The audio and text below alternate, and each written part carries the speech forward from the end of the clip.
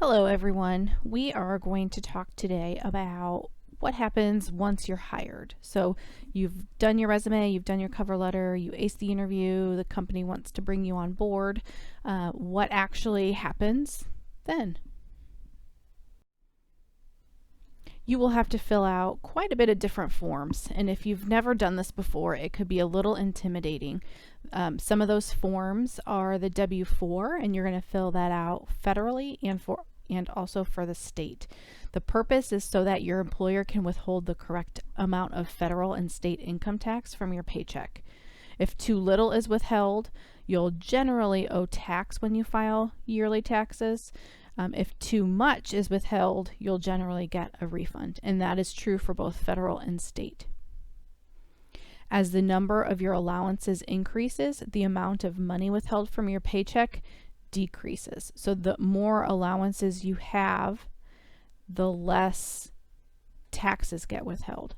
The less allowances you have, the more money gets withheld. There's a tax withholding estimator that's available online to make sure that you have the right amount of tax withheld from your paycheck. You can turn in a new form to update this as often as needed.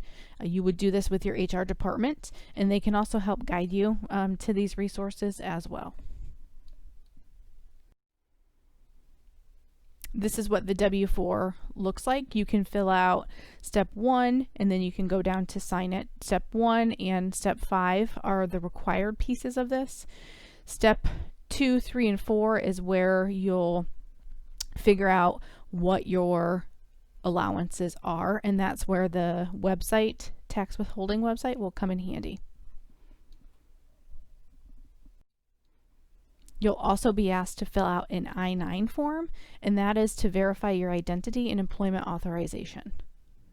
You and your employer have to complete this form, and you must attest to your employment authorization by showing original documents of 2 forms of very specific ID. If you have a passport, that works for both forms.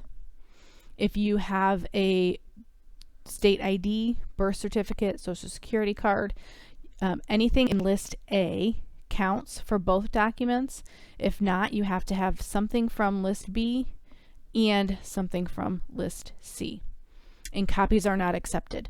So if you know that you're looking for a job and you're job searching, you need to make sure that you're also getting all of these documents in order and that you have these documents on hand so that if you are offered employment, you can start working.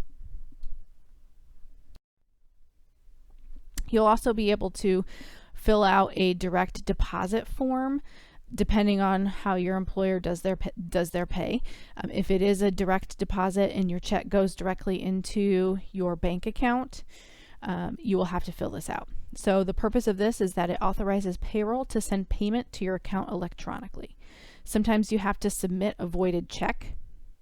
You'll be able to view your pay stubs online, and information needed can be found on a check. So you're going to fill out your account number, your routing number, all of those items can be found on a check.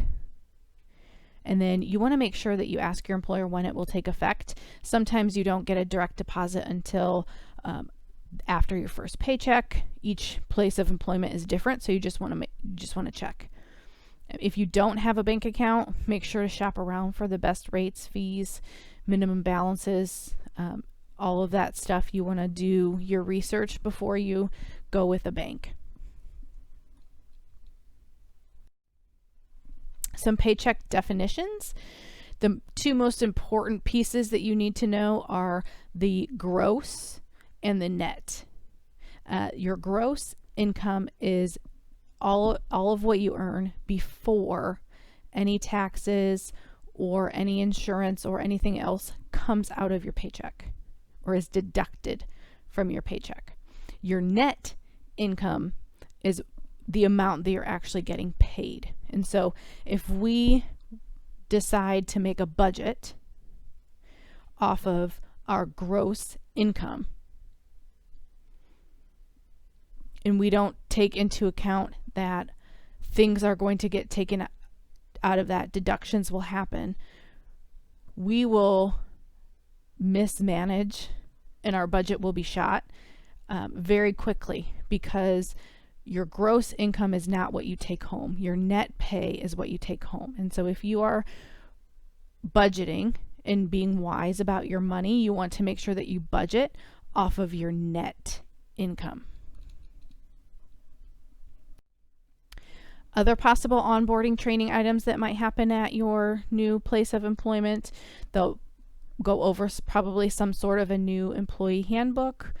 Hopefully you'll get some sort of a performance evaluation, so you'll know how you'll be evaluated and what's expected of you. Code of ethics, code of conduct, professional code of conduct, your schedule, safety and security policies, technology. If you get a computer or need to log into some sort of a system, they'll work with you through all of that. Do tours and introductions.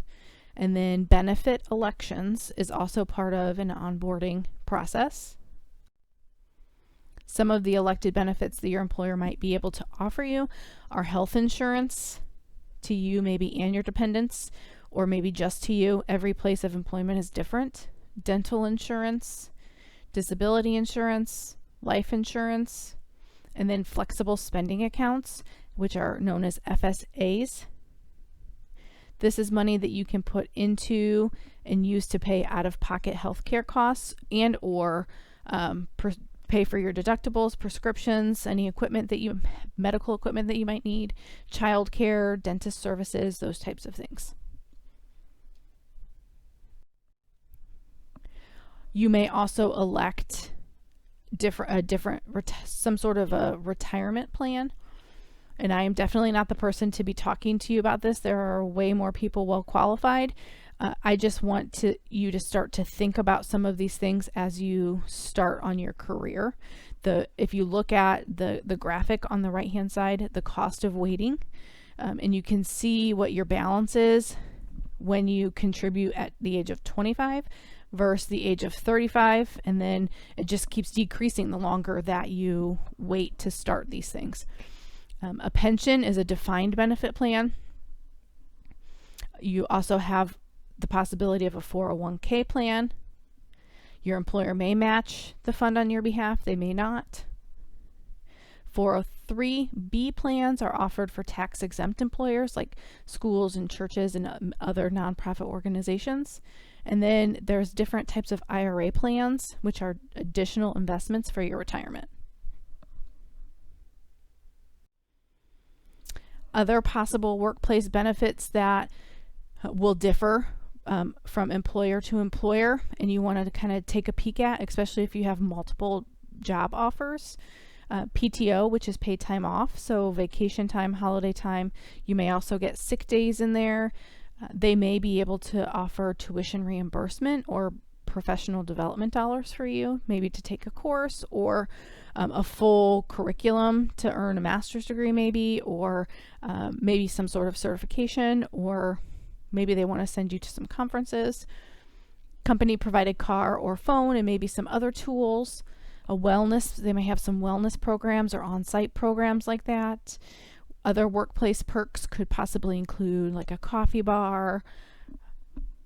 I have somebody that works for a company that has happy hour every Friday. Any kind of rewards or things like that could be a perk. And then some also offer discounts to stores or to different companies.